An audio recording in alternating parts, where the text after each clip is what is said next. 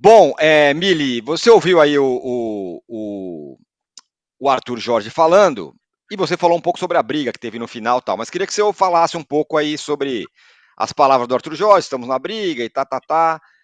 Diga lá. Então, duas coisas distintas. Uma, é realmente insuportável o Caicai, essas brincadeiras que infantilizam o jogo. Uma vez, fazer isso uma vez, está tudo certo. Mas ficar repetindo é uma infantilização do jogo. Sabe, e o Arthur Jorge, embora esteja certo em relação ao Caicai, a gente só vai, esse discurso só cola quando o cara que ganhar o jogo reclamar. Porque quando ele perde e reclama, soa como desculpa. O Botafogo empatou, né? Mas o Botafogo é quase uma derrota, né? Porque o Botafogo precisaria ter ganho para ter mantido a distância do Palmeiras e não depender desse confronto direto. O Botafogo não empatou o jogo por causa dessas paralisações. O Botafogo vem numa rateada. O Botafogo está rateando.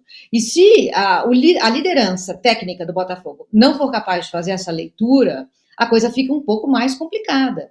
Porque é preciso que você se implique no que está acontecendo. Então, quando o cara que ganhar falar assim, gente, o VAR é um absurdo.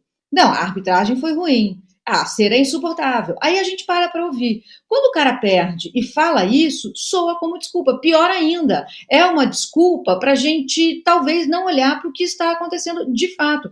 Que assim, acho que é o manual técnico de entrevistas dos jogadores da seleção brasileira. É isso que tem sido feito lá. O tempo inteiro apontando para um lugar que é para a gente olhar para não ver o que está acontecendo de fato.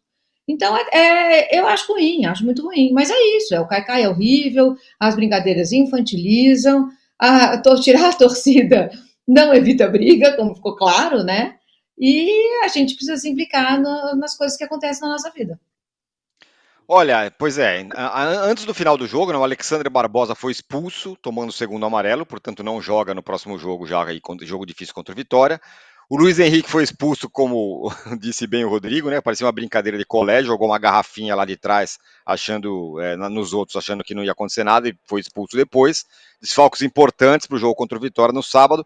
E na súmula, o juiz, o Luiz Flávio de Oliveira, explicou que a expulsão do Luiz Henrique depois da confusão pelo arremesso de uma garrafa nos seguranças do Atlético.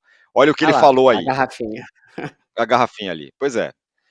Olha o que ele falou. Após a recomendação do VAR para uma revisão, identifiquei através das imagens que quem arremessou o objeto, garrafa, foi o atleta de número 7, o senhor Luiz Henrique André Rosa da Silva, atingindo um segurança, causando a expulsão do atleta. Devido ao atleta já ter adentrado ao vestiário, não foi possível a apresentação do cartão vermelho. Linguagem de BO à parte, Rodrigo, é isso, né? O cara foi expulso porque foi fazer uma bobagem lá num jogo que a Mili falou bem, não tinha torcida, mas conseguiu ter confusão. Você vê o comportamento do Luiz Henrique extra-campo, né? Em campo ele tem demonstrado muito talento, está convocado para a seleção constantemente, mas ontem, segundo o Hulk, chamou o time do Atlético de merda ou fraco, a ver se ele vai rebater essa versão, dizer que não é verdade e tal. De qualquer jeito, ele criou uma motivação para o adversário, do nada. Por que você vai ficar menosprezando um time que você vai enfrentar na final da Libertadores mais para frente? Faz algum sentido futebolístico você fazer isso? Se enfiou numa confusão que era dos seguranças do Botafogo, não dava nem entender, difícil entender até direito por que estava essa briga. Quando um repórter, alguém faz uma pergunta para ele fala um palavrão ali, aí o Alex Telles fala, por favor, a gente está de cabeça quente e tal, mas fala uma expressão ali meio chula, ofensiva. A minha pergunta é, o que o Botafogo ganha com esse comportamento do Luiz Henrique? Nada, né? Só perde. Nada.